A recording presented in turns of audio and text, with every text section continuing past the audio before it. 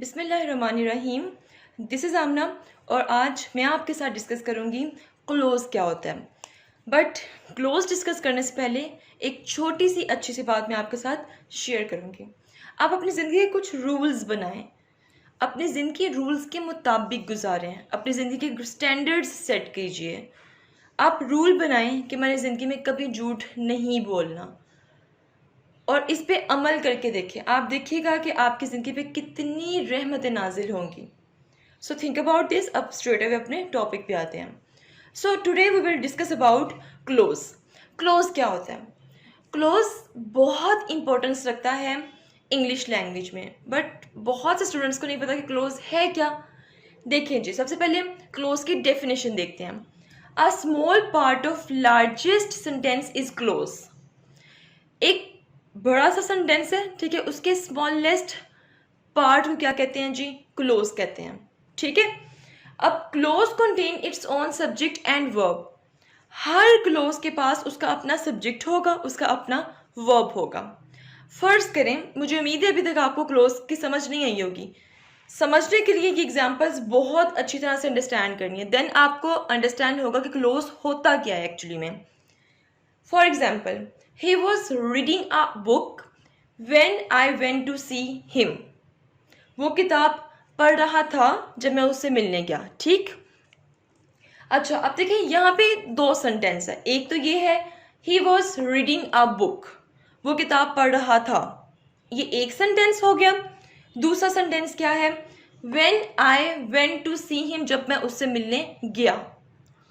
तो अगर हम पहला सेंटेंस देखें, उसका अपना क्या है? सब्जेक्ट। जैसे कि ही क्या है? सब्जेक्ट है। एस मैंने लिखा हुआ है सब्जेक्ट को प्रेजेंट करने के लिए।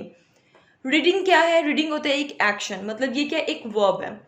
तो he was reading a book, इसमें सब्जेक्ट भी है, इसमें वर्ब भी है। So he was reading a book basically क्या है? एक क्लोज है।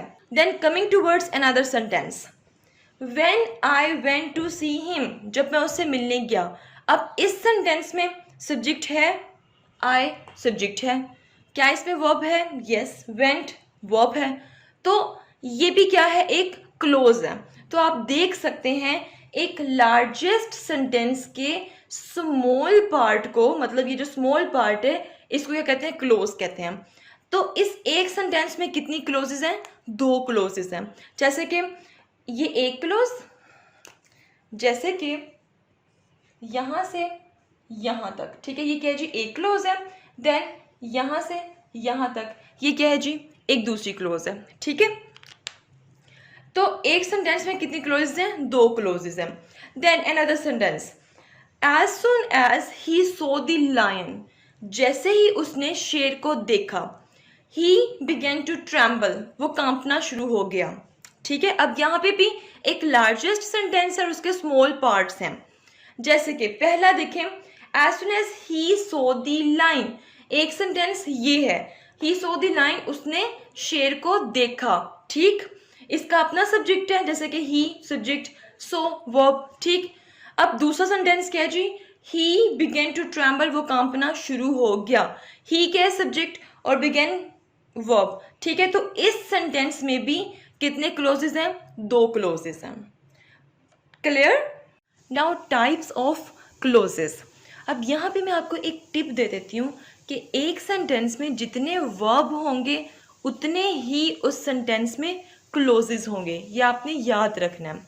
Alright, types of clauses. Clauses की कितनी टाइप्स हैं? दो टाइप्स हैं। नंबर वन, प्रिंसिपल क्लोज, जिसे आप इंडिपेंडेंट या फिर मेन क्लोज भी कह सकते हैं। सेकंड इज सब ऑर्डिनेट क्लोज, जिसे आप डिपेंडेंट क्लोज कह सकते हैं। ठीक है। अच्छा, अब ये इंडिपेंडेंट क्लोज है, इसका मतलब ये है कि ये किसी पे भी डिपेंड नहीं करती है। मतलब कि जो इंडिपेंडेंट क्लोज होगी वो सेंटेंस आपको एक कंप्लीट सेंस देगा। सब ऑर्डिनेट क्लोज, जैसे कि यहाँ पे डिपेंडेंट क्लोज है, इट्स मीन ये जो क्लोज है ये डिपेंड करेगा प्रिंसिपल क्लोज पे। ठीक है। मतलब कि अगर प्रिंसिपल क्लोज नहीं होगा तो सब ऑर्डिनेट क्लोज अपनी कंप्लीट सेंस नहीं देगा।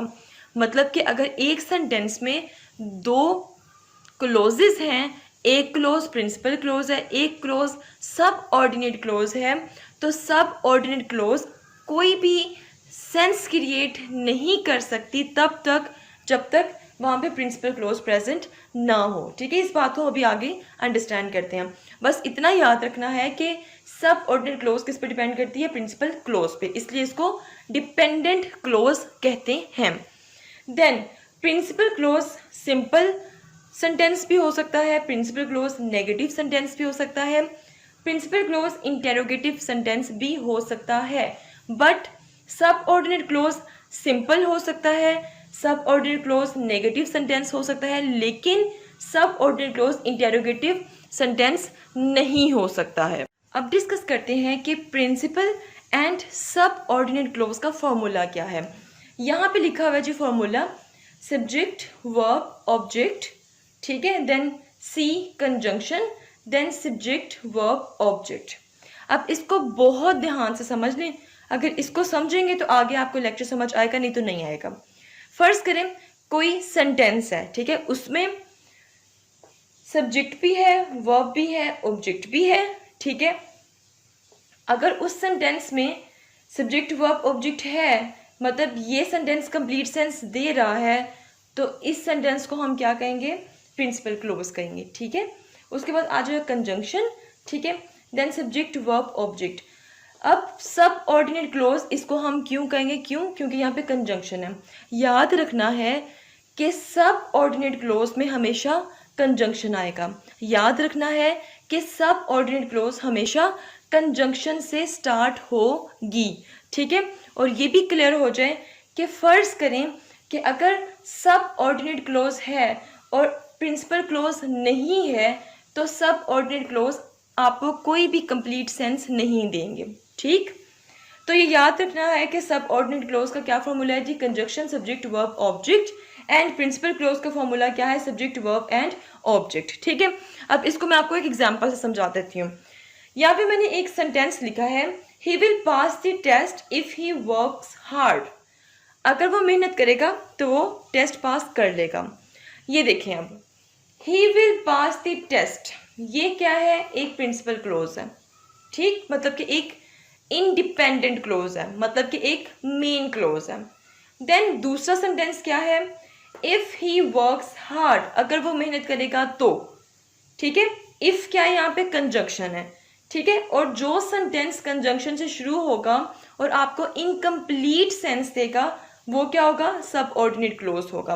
अब ये देखें जरा, ही विल पास द एग्जाम, क्या इसमें सब्जेक्ट और वर्ब है, ही क्या है जी, सब्जेक्ट है, पास क्या है, वर्ब है, ठीक है, और he will pass the test, वो टेस्ट पास कर लेगा। ये सेंटेंस एक कंप्लीट सेंस दे रहा है, that's why it is called principal clause, ठीक है।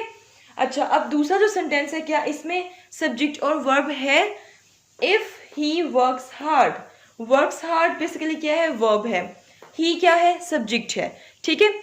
तो इसमें भी सब्जेक्ट भी है, वर्ब भी है, इट्स मीन कि ये भी एक क्लोज है, लेकिन ये कौन सी क्लोज है, रेदर ये प्रिंसिपल क्लोज है, ये रेदर ये सब ऑर्डिनेट क्लोज है।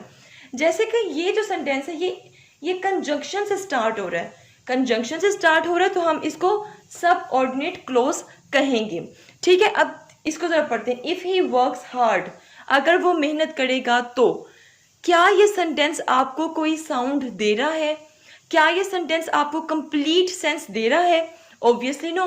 फर्ज करें कि आप बैठे हुए हैं और आप एकदम से बोले हैं कि अगर वो मेहनत करेगा, तो बाकी सब आपका मुंह देखने लग पड़ेंगे कि भाई आगे तो बात करो, ये तो एक इनकम्प्लीट बात है। तो ऐसा सेंटेंस, ठीक है, जो कि आपको कोई सेंस देगा वो आपका प्रिंसिपल क्लोज होगा, ठीक। और ऐसा सेंटेंस जो आपको कोई सेंस नहीं दे रहा और उसको अपने आप को सेंसिबल सेंटेंस बनाने के लिए जरूरत किसकी होती है, प्रिंसिपल क्लोज की होती है। Now let's understand principal clause. An independent clause expresses a complete thought and it can work alone as a sentence. Principal clause क्या होती है, आप लोगों को ऑलरेडी बता चुकी हूँ, जो इंडिपेंडेंट होती है, किसी और सेंटेंस पे डिपेंडेंट नहीं होती एक कंप्लीट थॉट देने के लिए, clear. And it can work alone as a sentence, और अगर कहीं ये अकेली भी आ जाएगी विदाउट सबऑर्डिनेट क्लोज, तब भी अपनी कंप्लीट सेंस देगी। जैसे कि he has a chain which is made up of gold, he has a chain, ये एक प्रिंसिपल क्लोज है। आप देख सकते हैं इसमें क्या है जी, एक कंप्लीट सेंस क्रिएट हो रही है कि उसके पास एक चेन है, ठीक है, which is made up of gold, जो कि सोने की बनी हुई है। अगर which is made up of gold अगर यहाँ पे ना भी लगे तब भी ही हैज अ चेन, ये एक कंप्लीट सेंस दे रहा है सेंटेंस, ठीक है। अच्छा, अब कुछ टिप्स दे देती हूँ आपको प्रिंसिपल क्लोज से relevant. No conjunction, principal clause से पहले या प्रिंसिपल क्लोज के बाद कोई कंजंक्शन नहीं लगता, ठीक। कंजंक्शन क्या होता है, जैसे कि विच, इफ, एंड, और, ठीक है, ये सब कंजंक्शन है। अच्छा, सेकंड टिप क्या है, इफ प्रिंसिपल क्लोज सो सब ऑर्डिनेट क्लोज। सेकंड टिप बड़ी इंपॉर्टेंट है, अगर एक सेंटेंस में प्रिंसिपल क्लोज होगा तो ही एक सेंटेंस में सब ऑर्डिनेट क्लोज होगा, अदरवाइज सब ऑर्डिनेट क्लोज नहीं होगा। क्यों?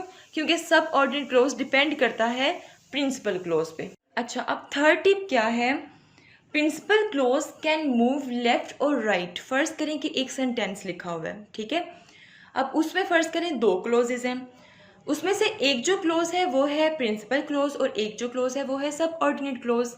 यहाँ पर टिप ये है कि जो प्रिंसिपल क्लोज है वो लेफ्ट और राइट मूव कर सकती है। मतलब फर्ज करें ये एक सेंटेंस है, अब प्रिंसिपल क्लोज इस सेंटेंस के इस साइड पे भी आ सकती है और इधर भी आ सकती है, मतलब राइट पे भी आ सकती है और लेफ्ट पे भी आ सकती है, ठीक है। ये कोई हार्ड एंड फास्ट रूल नहीं है कि कोई भी सेंटेंस प्रिंसिपल क्लोज से ही शुरू होना है, और ना ही ये कोई हार्ड एंड फास्ट रूल है कि कोई भी सेंटेंस सब ऑर्डिनेट क्लोज से शुरू होना है। So principal clause can be move left और राइट। अब प्रिंसिपल क्लोज जहाँ पे राइट साइड पे आएगी उसका फॉर्मूला डिफरेंट होगा। जैसे कि यहाँ पे फॉर्मूला लिखा हुआ है, फर्स्ट करें सेंटेंस में प्रिंसिपल क्लोज राइट साइड पे है, तो सेंटेंस शुरू होगा कंजंक्शन से, ठीक है, then subject, then verb, then object, clear. उसके बाद वेरी इंपॉर्टेंट कोमा लगेगा, कोमा लगेगा और उसके बाद आएगा जी सब्जेक्ट, वर्ब एंड ऑब्जेक्ट। अगर प्रिंसिपल क्लोज राइट साइड पे शिफ्ट कर गई है तो उस केस में प्रिंसिपल क्लोज से पहले कोमा लगना ज़रूरी है, ठीक है।